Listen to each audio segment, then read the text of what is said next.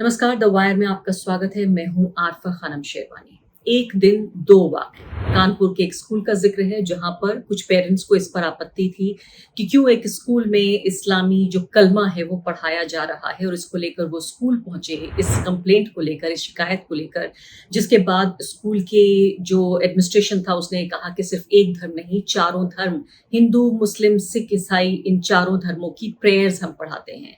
ये विवाद यहां तक बढ़ गया कि अब पुलिस ने बाकायदा इस स्कूल के खिलाफ कंप्लेंट दर्ज कर ली है, वो भी धर्मांतरण, गैर कानूनी तरीके से जो धर्मांतरण का उत्तर प्रदेश में कानून है उसके तहत। एक वाकया ये हुआ है, इसको विस्तार से मैं आपको बताऊंगी। दूसरी बात आप ये देखिए कि सुपरस्टार आमिर खान साहब, उनकी फिल्म लाल सिंह चड्ढा जो अभी कुछ ही दिनों में रिलीज होने वाली है, उसको लेकर लगातार ट्विटर ट्रेंड चलाया जा रहा है कि बॉयकॉट किया जाए, इस फिल्म का बहिष्कार किया जाए।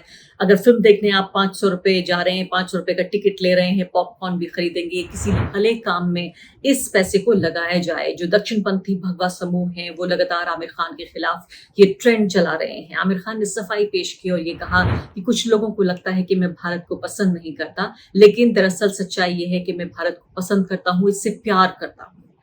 देश का वो सुपरस्टार जो कई दशकों से, जिसने हिंदुस्तानियों के, भारतीयों के दिलों पर राज किया, उनको एंटरटेन किया और इस तरह के कार्यक्रम और फिल्में बनाई जिससे समाज सुधार हो सके, उस व्यक्ति को आज ये कहना पड़ रहा है कि मैं अपने देश को पसंद करता हूँ, अपने देश को प्यार करता हूँ। और ये खबरें जो फैलाई जा रही हैं कि मैं भारत को पसंद नहीं करता, ये झूठ है। और बहाना ये लिया जा रहा है कि 2015 में आमिर खान ने अपनी पत्नी के बारे में जो कहा था कि उन्हें डर लगता है, या जो असहनशीलता जो देश में बढ़ रही है उसके मद्देनजर आमिर खान ने जो जो स्टेटमेंट दिया था उसको लेकर ये बात है। दरअसल ये बात नहीं है।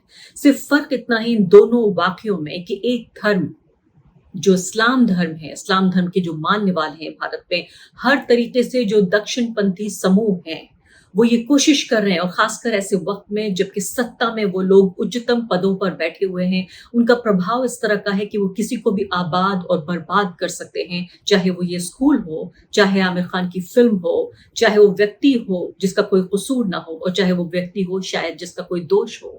यानी हर तरीके से वो लोग, मैंने कहा कि इतनी ताकत रखते हैं कि वो आबाद और बर्बाद कर सकते हैं। वो लोग एक धर्म को क्रिमिनलाइज कर रहे हैं। इस्लाम धर्म का अपराधीकरण किया जा रहा है कि मुस्लिम होना इस देश में जुर्म हो गया है। चाहे वो कानपुर में इस्लामी कलमा पढ़ाए जाने की बात हो, या फिर बॉम्बे में, मुंबई में बैठे हुए सुपरस्टार आमिर खान, जिन्होंने, मैंने कहा आपसे कि करोड़ों लोगों के दिलों पर लगातार पिछले कई दशकों से वो राज करते रहे, एंटरटेन करते रहे, समाज में उनका प्रभाव रहा। अब मैं आपको कानपुर वाली घटना के बारे में बताना चाहती हूँ कि किस तरह से ये कानपुर वाली घटना, जिसमें ये ट्वीट एक वायरल हुआ। सबसे पहले मैं चाहती हूँ कि प्रिंसिपल को आप सुनिए, उसके बाद हम बात करते हैं। पास है, हम सिर्फ मुस्लिम प्रेयर नहीं कराते, हम चारों प्रेयर्स करवाते हैं। सिंस हमारा स्कूल जब से स्टार्ट हुआ है, we are doing the same, we are following the same. हमारे पास 4 प्रेयर्स होती हैं, वो चारों ही कंडक्ट होती हैं और होती चली आ रही हैं। पेरेंट्स को ऑब्जेक्शन अब हुआ है, उस चीज़ के लिए हमने एक्शन भी लिया है, राइट? हमने एक्शन लिया है, हमने इमीडिएट इफेक्ट में वो चारों प्रेयर्स बंद करवा दिए। Now we are doing with national anthem only, तो अब हम सिर्फ वही करवा रहे हैं। कुछ ब्राह्मण बच्चे भी हैं जो अपने घर में कलमा याद कर रहे थे, और हिंदूवादी संगठनों ने स्कूल में गंगा जल छिड़क करके इसको बताया कि अशुद्ध हो गया था कलमा पढ़ने से, इसको शुद्ध किया। इसमें क्या है? सर ऐसे तो फिर मेरे पास जो एंट्री है उसमें मोमडन बच्चा भी है, वो श्लोक कर रहा है, तो कल को वो मेरे पास आ जाएंगे तो मैं उनको क्या बोलूँगी? कितने साल से स्कूल चल रहा था? सिंस 2003। लेकिन आपको पता है पूरे देश में कई स्कूलों में, कई संस्थानों में ये धार्मिक बातों को लेकर विवाद हो गया कई बार उसको लेकर के, तो आप लोग लगता नहीं कि इससे धार्मिक विवाद होगा? धार्मिक विवाद हो गया तो हम अगर पर्टिकुलर किसी एक धर्म को लेकर चल रहे होते या पर्टिकुलर किसी 2 धर्मों को लेकर चल रहे होते तो विवाद होता, हमें समझ आता। हम चारों चीजें इक्वली लेकर चल रहे हैं। शिक्षा विभाग में ऐसा कोई नियम है कि चारों प्रार्थनाएं बच्चों को धार्मिक प्रार्थनाएं कराई जाए, ऐसा कोई नियम है? और एक चीज बताइए मतलब मैं आपसे पूछूंगी कि ये भी तो नियम नहीं है कि हम ऑब्जेक्ट कर दें किसी भी प्रेयर को ना कर। तो आपने प्रार्थना बंद क्यों की? चलना चाहिए, क्योंकि ऑब्जेक्शन स्टार्ट हुआ ना। किसी भी चीज के लिए कोई मैटर क्रिएट होगा तो उस पर हमें कोई एक्शन लेना पड़ेगा सर। कभी कोई मैटर आता है तभी सॉल्यूशन निकलता है। किसने ऑब्जेक्शन किया है? ये कुछ पेरेंट्स आए हैं हमारे पास, अब मैं नाम लूं उनके। तो इन प्रिंसिपल महोदया को आपने सुना, उनका नाम है Shraddha Sharma. Shraddha Sharma Florets international school Kanpur की ये प्रिंसिपल है। कितनी बहादुर औरत। सबसे पहले तो देखिए, मैं कह रही थी कि देश में सब कुछ कितना कुछ गलत हो रहा है, लेकिन उसके बावजूद भी जब फांसीवाद अपने चरम पर है देश में, ऐसे में जो रेजिस्ट कर रहे हैं लोग बिना कुछ कहे हुए, श्रद्धा शर्मा ने बिना कुछ कहे हुए, बिना कुछ किए हुए, सिर्फ अपने वही सिंपल साधारण भाषा में, जब वो पत्रकारों के, जो पत्रकार नहीं बल्कि भेड़िया बन के, शिकारी बन के आए, पत्रकार का सवाल आपने सुना होगा जिसमें उन्होंने कहा कि ब्राह्मण बच्चे कलमा पढ़ रहे थे। आप सवाल देखिए, ऐसा लगता है कि ये कोई पत्रकार नहीं है, ये सीधे तौर पर किसी भगवा समूह के सदस्य हैं जो आकर वहां पर उनकी तरफ से सवाल पूछ रहे हैं। तो किस तरीके से उन्होंने कहा कि ब्राह्मण बच्चे कलमा पढ़ रहे थे, तो प्रिंसिपल ने पलट के कहा लेकिन मुस्लिम बच्चे भी तो श्लोक पढ़ रहे थे। अपने ही अंदाज में, अपने साधारण अंदाज में प्रिंसिपल ने किस तरह से उस फांसीवाद का मुकाबला किया जो ये पत्रकार इस स्कूल की दहलीज तक ले आया, जो शिक्षा का मंदिर जिसको होना चाहिए था। तो मैं ये कहने की कोशिश कर रही थी कि किस तरीके से इस स्कूल को बाकायदा भगवा समूहों ने अपनी राजनीति का अड्डा बना लिया।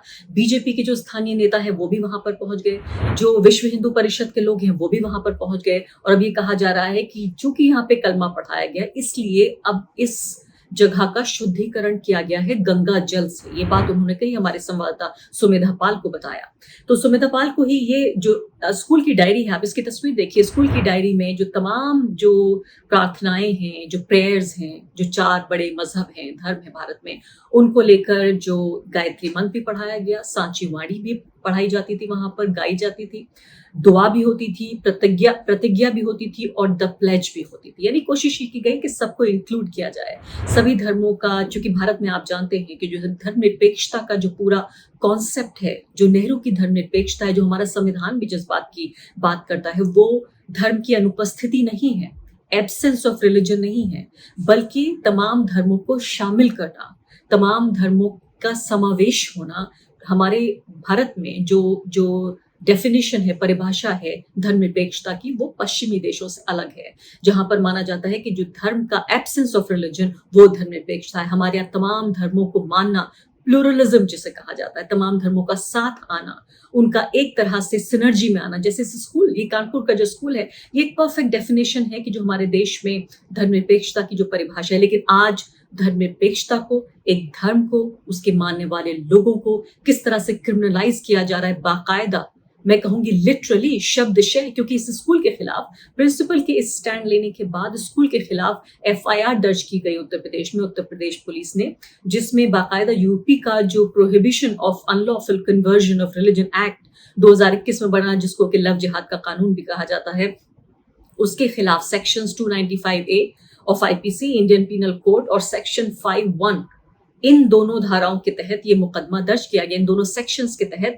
ये मुकदमा दर्ज किया गया। स्कूल अब वो लोग नहीं, वो भगवादारी समूह नहीं जो अपनी राजनीति का अड्डा बना रहे हैं, ध्रुवीकरण के लिए इस स्कूल को इस्तेमाल कर रहे हैं, बल्कि वो प्रिंसिपल, वो एडमिनिस्ट्रेशन जो तमाम धर्मों को साथ में लेकर चलने की कोशिश कर रहा था, एक ऐसे राज्य में जहां एक धर्म को बिल्कुल हाशिए पर फेंक दिया गया है, जहां स्टेट, खुद राज्य की सरकार बाकायदा स्टैंड लेती है कि एक धर्म के मानने वाले लोगों को वो तमाम तरह की राजकीय और राज्य की जो सुविधाएं हैं, जो प्रशासनिक सुविधाएं हैं, वो मुहैया कराती है। कांवड़ों को आपने देखा, जो कांवड़ों की पूरी सेना चल रही थी, और दूसरी तरफ हमने देखा कि किस तरीके से उसी के पड़ोसी राज्य में जहां नमाज पढ़ रहे थे लोग, उत्तराखंड में, उनको बाकायदा जेल भेजा गया। तो उसी राज्य में जब एक स्कूल एक तरह की समावेशी, एक इंक्लूसिव, एक धर्मनिरपेक्षता की बात कर रहा है, तो उसे किस तरीके से सजा देने की कोशिश की जा रही है। इस बाकायदा इस कंप्लेंट में ये कहा गया है कि चूंकि वो बच्चे कलमा भी पढ़ रहे थे बाकी तमाम प्रार्थनाओं के साथ,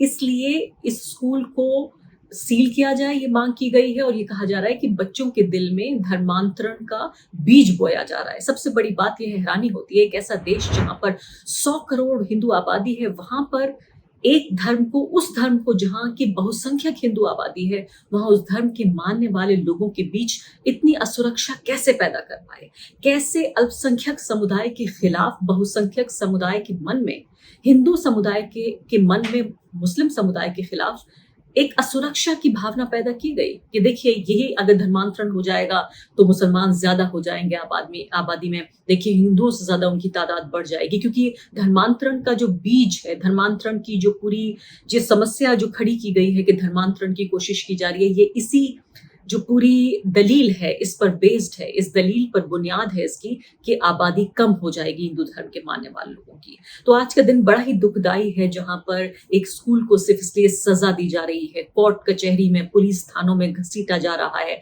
क्योंकि वो भारत के संविधान में विश्वास रखता है, क्योंकि वो धर्मनिरपेक्षता में विश्वास रखता है, क्योंकि वो सर्व धर्म समभाव में यकीन रखता है।